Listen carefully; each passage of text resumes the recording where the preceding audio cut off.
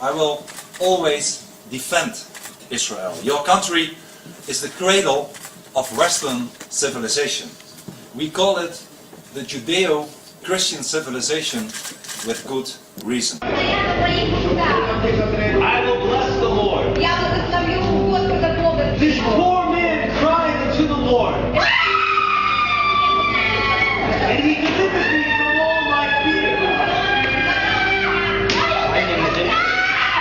Oh, magnify the Lord with me. Hallelujah.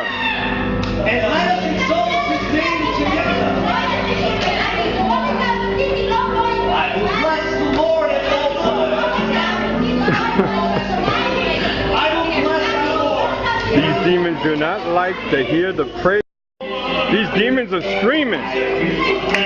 The demons are going crazy today.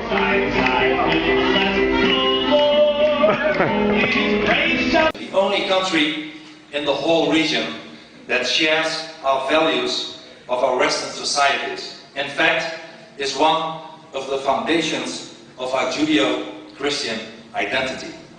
Yeah, I'm not. So I'm not allowed to talk to anybody in the country? I'd say we're not very wanted around here. This place is no joke. We were down there just trying to talk to people. It's no joke. I'm going to my car. I'm going to my car. Dude. Yeah. Jewish. I'm going to my car.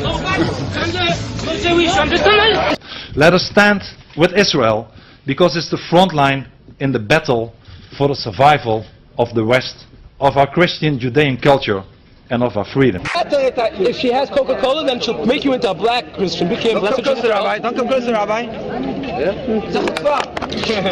מה תצלם אצלי? מה תצלם? מה קרה? מה קרה? מה קרה? אנחנו עייפים, מחוצפת, לא מתביישת? ככה עושים לרב של הרב? shame on you! shame on you! העיניים שלך רעות, התראה, מחוצפת. אדוני השוטר, הם תוקפים אותנו. אדוני השוטר, הם תוקפים אותנו. shame on you! בושה לכם! shame on you! go back to Jesus! go to Jesus! shame on you! בושה! הרב של העיר! הרב של העיר! לרב של הרב! מה אתם מתביישים? תתביישו מפה! תתביישו מפה! You didn't see her face in court. Oh, that was good. Hey, ya beep, left, go! Get away from here! Get away from here! Get away from here! לא מתביישים? Israeli men and women are fighting now for our freedom, are fighting for our civilization. Go home! Go back to the USA! כמה עשרות שנים היא שקט. מה אתם רוצים מהילדים שלנו? Go home! You came to Israel to trap Jews into Christianity. Go back home. We don't want you here. Go back to the States. Take your Christians and teach them how to be good Christians. You hear them saying for us to leave Israel. And the police are right here. The police are right here, and you hear them saying these things. לעשות פשעים. בהתחלה כשהוא הגיע לכאן לערד, הוא הגיע עם פאות, עם כיפה, הוא היה הולך לבית כנסת. הם רוצים להראות את עצמם כמו יהודים, מתחזים ליהודים, בונים סוכה, אבל אנחנו יודעים את המטרה שלהם. הם עושים כל אמצעי לתפוס את הילדים שלנו לנצרות. אנחנו כולנו כאן בערד יהודים, גם מי שלא שומר תורה ומצוות יהודי, הוא מאמין בהשם, They want all Christians to leave this land here. They want this to be a Jewish state. They want this to be a Jewish state.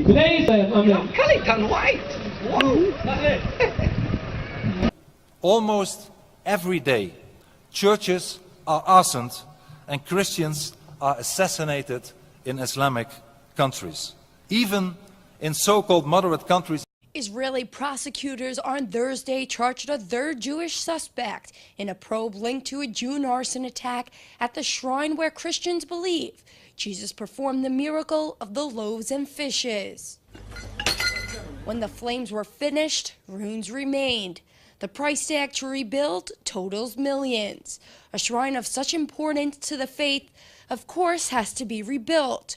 Early in this morning, I think 3:15, I heard it big, loudly tone, and I ran out from my room and I saw the main entrance from the monastery was burned.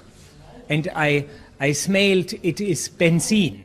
Since 2009, there have been 43 hate crime attacks reported against churches, mosques and monasteries in Israel and the occupied West Bank and East Jerusalem.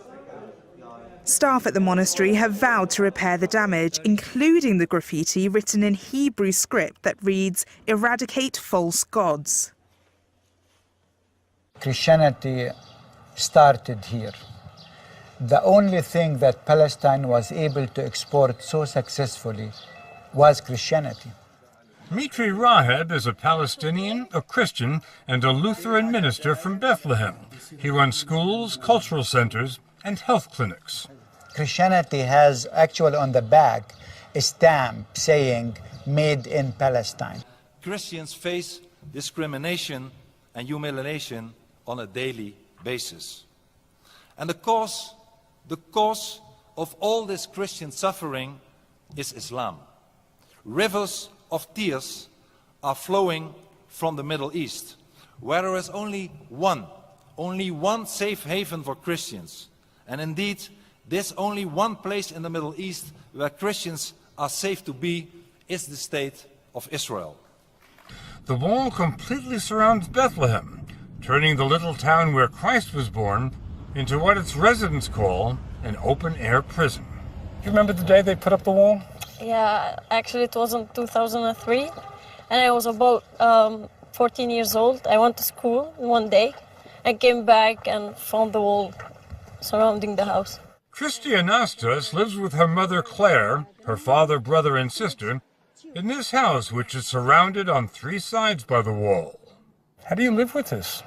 Well, it's not easy actually, but you get used to it because you have to. The Anastas family lives on the 3rd floor. This is the view from the kitchen, from the master bedroom and bathroom. The children's room has a good view of this Israeli guard tower. The family runs a souvenir shop on the ground floor, sells Christian artifacts on what used to be the busiest commercial street in town. Now, it's a dead end. Members of your family have already left. Yes. And they have asked you to leave too. Yes. What do you say to them? I tell them we have to stay. We need to stay and struggle and fight. This is our cross. I think that the major problem in the West Bank, as in elsewhere in the Middle East, is that the Christian communities are living under duress. And this duress is coming from Muslims, not from the Israeli occupation. I believe that the major duress is coming from that. Great selling point. Easy to sell to the American public.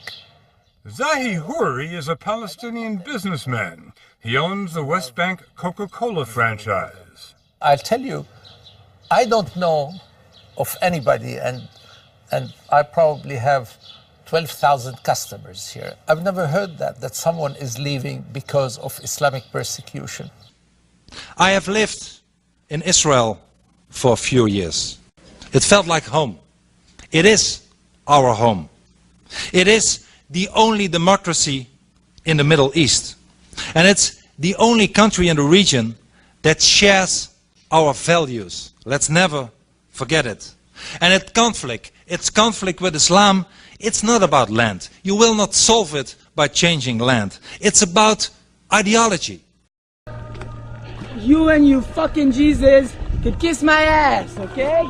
Don't take camera. I break your camera. Don't take picture. Shabbat shalom. No picture. We don't want picture. Leave. You need to. You can't come in here. This is not your house. This is not your house. We killed Jesus. We're proud of it.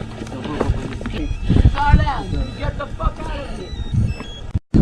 This is my land. This is not your land. It belongs to these families. You son of a bitch. I'm gonna kill you and the Palestinians. You Nazi, you son of a shit. This is my land. God gave it to me. Fuck you, Nazi. Call everyone you want. Kill me. Bastard. This is my house. This is my land. God gave it to me. And fuck you. In his early political career, Wilders was a member of the VVD's foreign desk and specialized in Israel. He would visit their embassy in The Hague on numerous occasions. Such was the regularity of these visits that they aroused suspicion. According to the widely read magazine Vrij Nederland, a high-ranking officer in the Dutch Foreign Affairs Department was also concerned that Wilders was constantly asking very detailed questions regarding relations with Israel. In the article, the employee states, "Even though we couldn't prove it, it was obvious that Wilders was being informed by the Israeli embassy." Wilders makes no secret of his great affection for Israel and its people. He has a Jewish grandmother. He married a Hungarian Jewish diplomat and spent time living and working in the Holy Land in his youth. This is, over there, is Kfar Tapuach. One of the most, the extremist settlements here.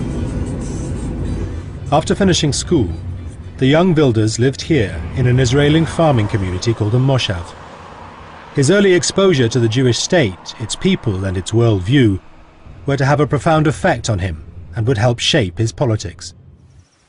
Moshav Tomer is an oasis within barren desert land. This is where, in his 20s, Wilders lived for more than a year, fenced off from the Palestinian villages close by. This is the only photo of Wilders from that period that Van der Waal could find. But that's definitely Geert. Definitely. He didn't blonde his hair. How dark, yeah, his hair is so dark here in comparison to what it is today.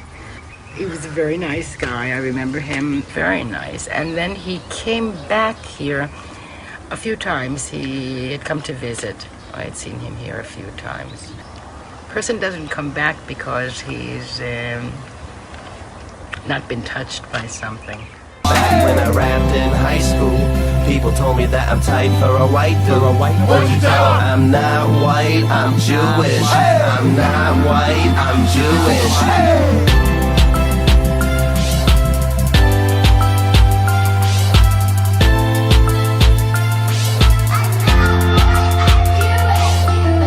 So let us hope and pray that I'm worthy of being a descendant of the prophets.